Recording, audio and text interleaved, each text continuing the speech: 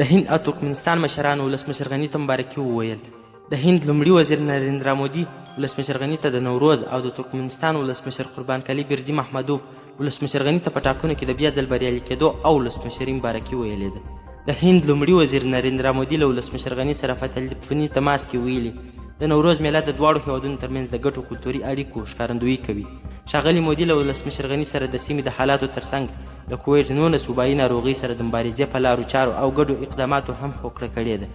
هند پرون د کرونا وایرسو د مخنیوي لپاره د سارک پسپنې یا صندوق ته د $1 میلیون مرستې ورکولو په خاطر د افغانستان مننه وکړه. له بلې خوا د ترکمنستان ولسمشر قلی بردي محمدوف ولسمشر غني ته د بیا ځل ولسمشر کېدو مبارکي ورکړې ده. ښاغلي محمدوف له افغانستان سره په ګډو همکاریو متقابلو اړیکو او د باور وړ دوستانه اړیکو په دوام ټینګار کړی دی. قربان کلی بردي محمدوف ولسمشر غني ته د نوروز مبارکي ویلې. نوموړي همداراز یو فرمان هم لاسلیک کړی چې له مخې به یې تر 2022 کال پورې ترکمنستان له افغانستان سره بشري مرستو ته دوام ورکوي. د ویډیو له کتلو مو ډېره زیاته مننه. که مو دغه ویډیو خوښه شوې وي حتما یې درسره لایک او شیر کړئ. د لا ښایسته او په زړه پورې مطالبو لپاره زموږ چینل حتما سبسکرایب کړئ. تر بیا ښې چارې.